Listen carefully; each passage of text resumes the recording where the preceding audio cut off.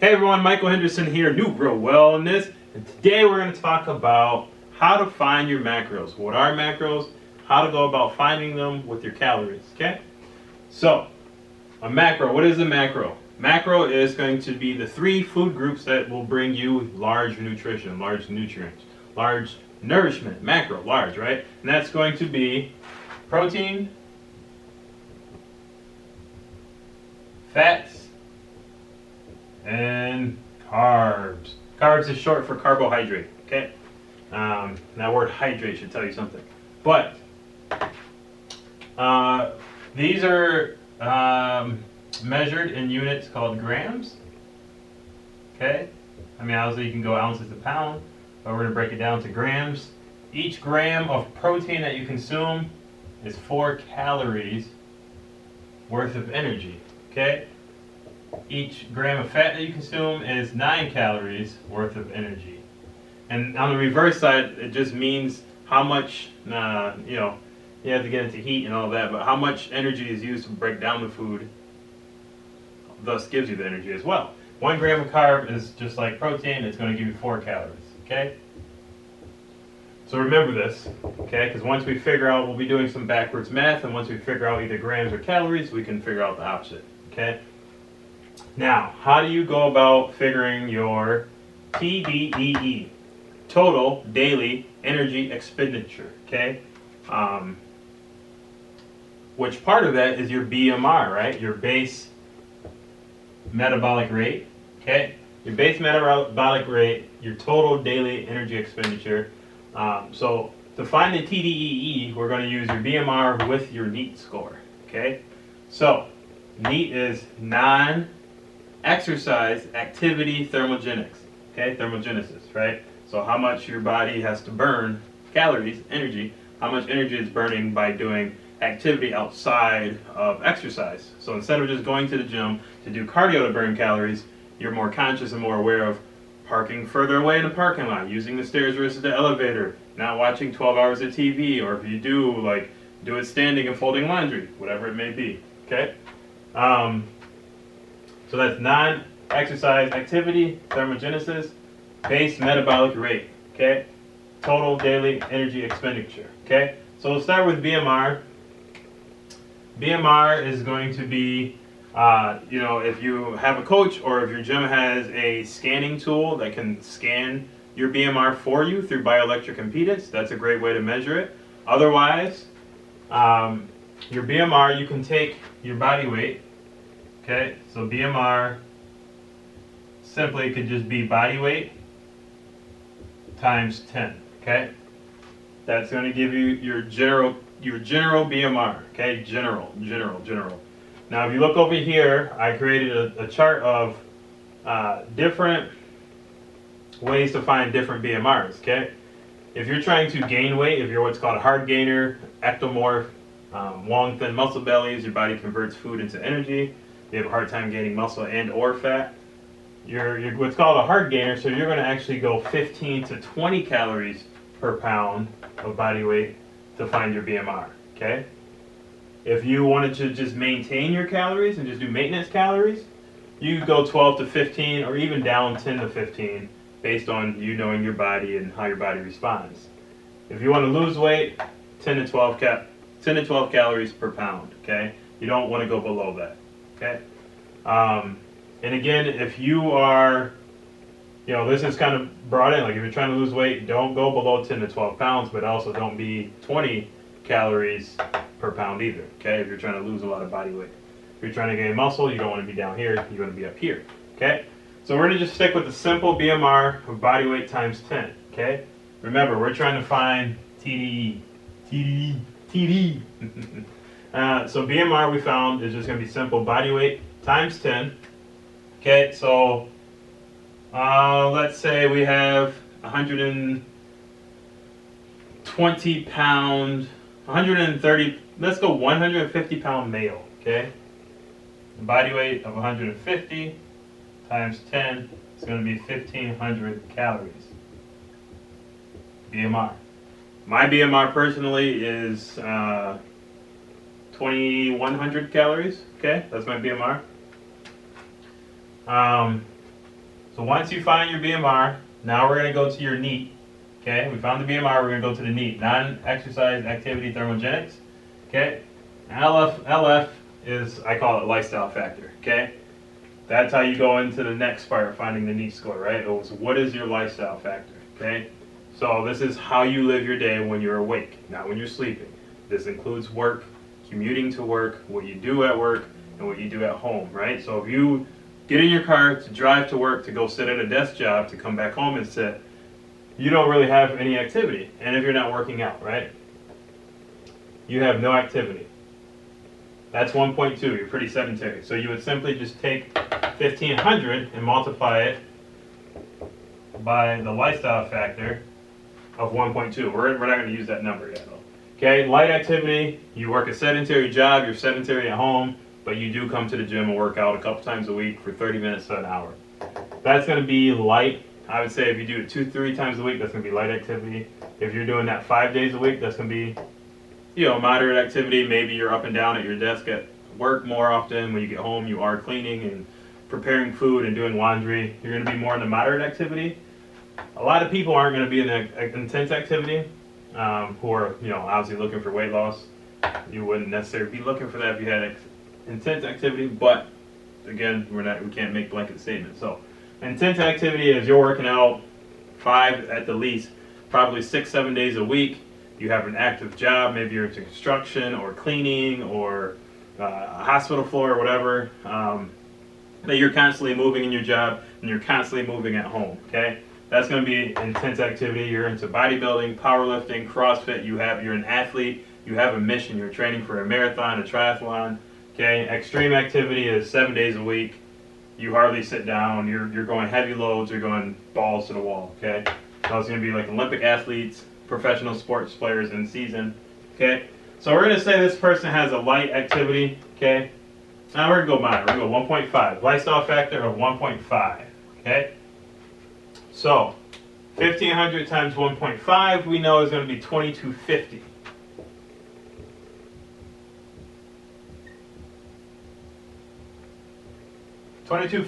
Okay? So now we have found your TDEE, your total daily energy expenditure.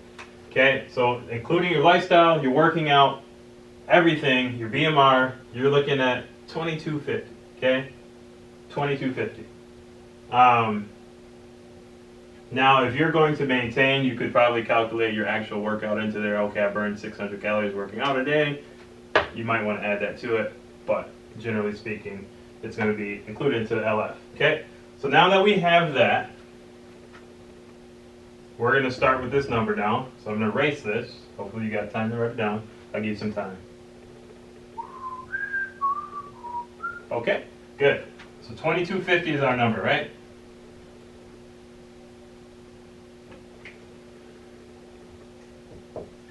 $22.50 calories per day. Boom, simple. Okay? And remember, we have the 3 macros: protein, fats, and carbohydrates. You're always going to start with your protein. Now we're going to reverse engineer, do some backwards math, if you will. Okay? So all this is gone right now. Okay? 2,250 calories. Protein, you're going to want to do 0.8 to 1.3 grams per pound. Okay? Again, if you have, I would say, an excess of 25% body fat, you're probably going to want to do this per lean pound. Okay? So if I was 200 pounds at 30% body fat, I'm not going to eat 200 grams of protein. I'm going to go by my lean weight. Okay? Women, I would say you could definitely be more in the 0.8 to 1 gram per pound, depending on what your goal is and how you live your life already. Obviously, if you're a lifter or competing in figure or something like that, bodybuilding, you're going to want more protein. And I'll get back to that as well. Okay? So this individual, let's call him Ned. Let's call him Ned. Ned is this person's name. Okay? Ned weighs, we said 150 pounds, right? So we're going to give him just, we'll do 1.2 grams per pound. I'm gonna pull out my calculator. Here we go. Okay, 1.2 times 150. Okay, so that's gonna be 180 grams of protein a day. Okay. Now remember that this was times 4 for the calories. So 180 times 4 is 720 calories. Okay. Fair enough. Okay. Next would be fat. Generally speaking, fat, you're going to be between 15 and 25%. Okay, notice that this is changing. I went from grams to percent of your daily calories. Okay, NED, and you can get into body types, you know, ectomorph, endomorph, mesomorph, and who needs fat. But we live in such a world full of different individuals. We're all individuals. I could be a mesomorph next to another mesomorph, and we could totally have different macros, different carb amounts, different fats amount. So again, we're just going to go with a general number. We're going to go 15%. Okay. Obviously, if you start getting lower than 15%, you start compromising your systems, your hormones, your reproductive, your brain power. Okay. So don't drop your fat too low. Don't be afraid of fat. Fat does not necessarily make you fat. Okay. So we're going to go 15% times 2250. Okay. Because remember, you're not doing any subtraction right now. Okay. We're going to do 15% times 2250.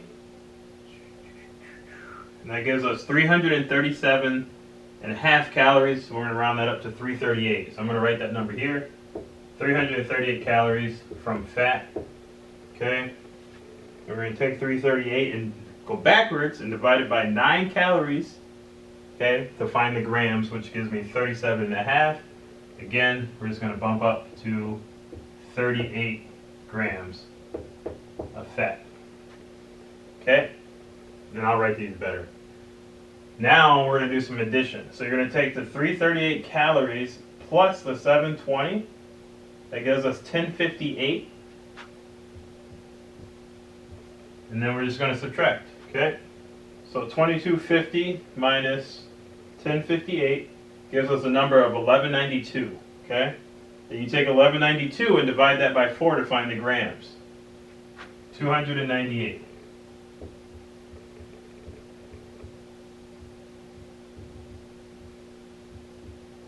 $298 grams of carbs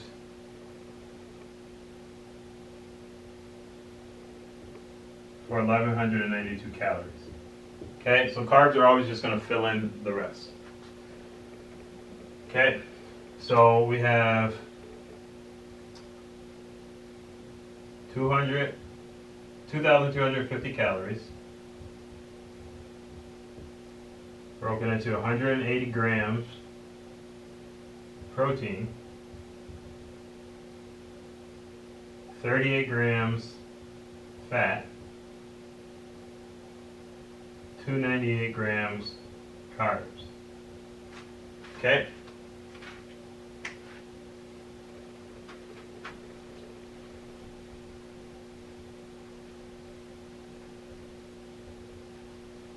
Okay, and Ned's 150 pounds. And he wants to gain weight, right? Because we did 15 calories per pound. Okay, so you have 180 grams of protein, 38 grams of fat, 298 carbs. Again, don't be afraid of these numbers. I personally, if this is a client of mine, I would probably raise their fat to 20% and go a little less carbs. But again, it depends on who they are. Chances are Ned's probably about 5'10", 150 pounds, and wants to gain a lot of muscle. So we'll give him some glycogen for his muscular contraction, so for energy. And then from there, okay, now if you're inputting and using a great app like MyFitnessPal to track your macros and your calories, I totally suggest that. There's 3 apps that I know of, 2 that I have direct experience with. One would be MyFitnessPal. Buy the premium version, it's worth it. That's one I use every day. That's one I've used for 10 years.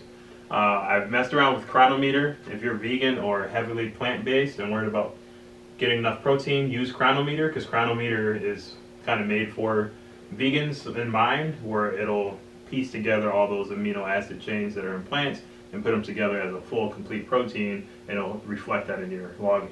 And then there's My Macros Plus, which I believe Years ago it was only for iPhone users, so it might be available for everybody now. But when you input your food into MyFitnessPal specifically, just make sure, it's important to try to use the same input, because what will happen is you might reach your macros but the calories would be off. I wouldn't worry about the calories. As long as your macros are on and you try to stay consistent with that source of input. So like I always try to go for the green check to make sure that it's verified. If you don't have that, try to use your best judgment. Obviously if it has a package and a barcode, chances are you can scan it, okay? So don't throw your mind off saying, oh, I'm getting my macros but my calories are off. Don't worry about it. And don't go for the calories and not the macros. Stick with the macros. Now to find your daily meal amount, you just go based on how many times you want to eat, which is conducive to your schedule, okay? If you're working 12 hours and you can't eat at work, then you have to think about that first. Generally speaking, we're going to be at 4, okay? There's tons of research and you're going to hear every side of the circle. So I'm not saying this is absolute. Some people have 2 meals, some people have 1 meal, some people have 3, some people have 5, some people have 6. For general, we're going to go